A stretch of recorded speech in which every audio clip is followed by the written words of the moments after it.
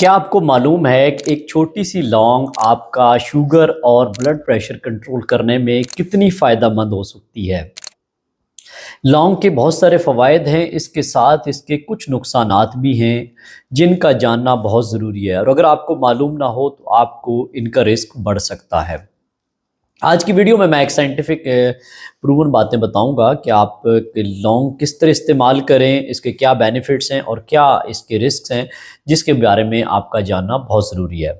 मेरा नाम है डॉक्टर कैसर फारूक। मेरा मिशन है कि आपकी शुगर को बग़ैर दवाइयों के, बग़ैर इंसुलिन के कंट्रोल करवाना है और नेचुरल तरीक़ों से आपको सेहतमंद रखना है। तो आज की वीडियो में इन सारी चीज़ों के हवाले से मैं बात करूँगा कि लौंग जो कि छोटी सी चीज़ है लेकिन इसके बेनिफिट्स बहुत सारे हैं, जो कि शुगर के मरीज़ों में भी और ब्लड प्रेशर के पेशेंट में भी हेल्पफुल है। तो इसमें एक कंपाउंड पाया जाता है जिसका नाम है यूगिनोल।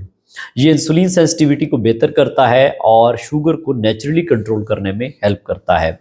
इसके अलावा लौंग का बेनिफिट डाइजेशन में बहुत ज़्यादा हेल्पफुल करता है, यानी हाजमे में बहुत मददगार साबित होता है। और इसके अलावा कार्बोहाइड्रेट्स की ब्रेक डाउन को ये स्लो करता है, जिससे बहुत जल्दी से आपकी शुगर लेवल स्पाइक नहीं होते। इसके अलावा ये एंटीऑक्सीडेंट के तौर पे भी इस्तेमाल होता है। एंटीऑक्सीडेंट बेसिकली ऑक्सीडेटिव स्ट्रेस से बचाते हैं बीटा सेल्स को, जो कि पैंक्रियाज के खुलिये होते हैं जो कि इंसुलिन बनाते हैं। तो ये उन खुलियों को स्ट्रेस से बचाता है, उनको डैमेज होने से बचाता है। इसके अलावा ब्लड प्रेशर के मरीज़ों के लिए ये के खून की जो शरेयानें हैं उनको डायलेट करता है, उनको कंस्ट्रिक्शन से बचाता है। तो इसके ज़रिए ब्लड प्रेशर पे भी बेनिफिट मिलते हैं और ब्लड प्रेशर भी थोड़ा सा अगर बढ़ा हुआ है तो उसको नीचे लाने में हेल्पफुल होता है।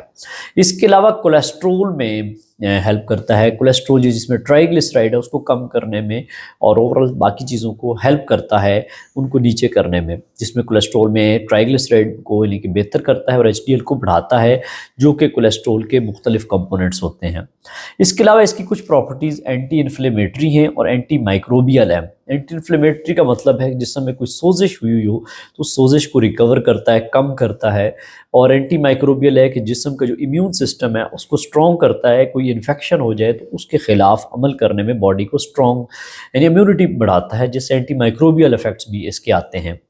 इसके अलावा इसके बेनिफिट्स बोन पर भी आते हैं, हड्डियों पर भी आते हैं, कि जिसमें ये बोन हेल्थ के लिए बड़ा मददगार साबित होता है, जिसमें विटामिन के पाया जाता है, मैंगनीज़ पाया जाता है, जो ओवरऑल बोन हेल्थ के लिए बहुत ज़रूरी है।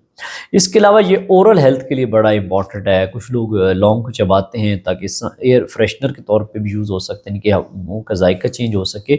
दूसरा, ये समटाइम जो गम है, इन्फेक्शन है, उसको भी प्रिवेंट करता है एंटी माइक्रोबियल इफेक्ट की वजह से, यानी कि ओरल हेल्थ के लिए बड़ा मददगार साबित होता है। इसके अलावा रेस्पिरेटरी हेल्थ है, किसी का गला ख़राब है, म्यूकस फंसा हुआ है, तो उसमें भी ये मददगार साबित हो सकता है और मदद दे सकता है। ये तो कुछ बेनिफिट्स हैं जो कि 8-10 मैंने बात की हैं, जो बेनिफिट्स दे रहा है ये, यानी कि शुगर में इंसुलिन सेंसिटिविटी को बेहतर कर रहा है, डाइजेशन में हेल्प कर रहा है, यानी कि अगर आपकी शुगर को ब्रेक डाउन कार्बोहाइड्रेट्स को कम कर रहा है, एंटीऑक्सीडेंट्स हैं, एंटी माइक्रोबियल इफेक्ट्स हैं, एंटी इन्फ्लेमेटरी हैं, ब्लड प्रेशर को कंट्रोल में ला रहा है, बोन हेल्थ के लिए बड़ी इंपॉर्टेंट चीज़ बताई है, और जो ओरल हेल्थ के लिए इंपॉर्टेंट है, और रेस्पिरेटरी हेल्थ के लिए। अब इसके कुछ रिस्क हैं, जो डिसएडवांटेजेस हैं, उनका जानना बहुत ज़रूरी है। अगर आपको ये मालूम ना हो तो फिर आप फ़ायदे की बजाय नुकसान में चले जाएंगे। अगर आप 5-6 लौंग रोज़ाना लेते हैं तो फिर आपके जो इसमें मुंह में एक इरिटेशन हो सकती है, स्टमक एसिडिटी को बढ़ा सकता है। तो एक तो ये कि इसकी मिकदार ज़्यादा इस्तेमाल नहीं करनी, जो कि नुकसान दे सकती है। तो इसकी मिकदार जो आप इस्तेमाल कर सकते हैं, एक छोटा चम्मच, आधा छोटा चम्मच ले लें अगर पाउडर की फॉर्म में इस्तेमाल करें, या 1 से 2 लौंग का इस्तेमाल कर लें, ज़्यादा मिकदार में ना लें।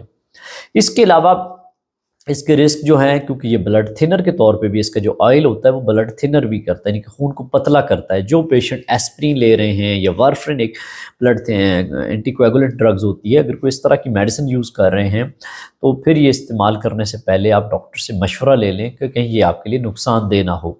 इसके अलावा शुगर और ब्लड प्रेशर को, जैसा मैंने बताया कि उन पर इफेक्ट आता है, शुगर को लो करता है। अगर कोई आप ऐसी मेडिसिन यूज़ कर रहे हैं जो कि ऑलरेडी शुगर लो करने का रिस्क रखती है, ये आपको हाइपोग्लाइसीमिया करवा सकता है। है। ये अगर आप ब्लड प्रेशर के मरीज़ हैं, साथ को ऐसी दवाई ले रहे हैं जो कि बीपी को लो कर रही है, और अगर इसके साथ कंबाइन करेंगे तो ये आपका बीपी लो हो सकता है। तो ये कुछ रिस्क हैं जिनके बारे में मालूमात होना ज़रूरी है। तो आज की वीडियो में मैंने कोशिश की कि आप लोगों को लौंग के हवाले से इंफॉर्मेशन दी जाए, जिसे क्लोव भी बोला जाता है, ताकि आप इसके बारे में सारी इन्फॉर्मेशन ले लें।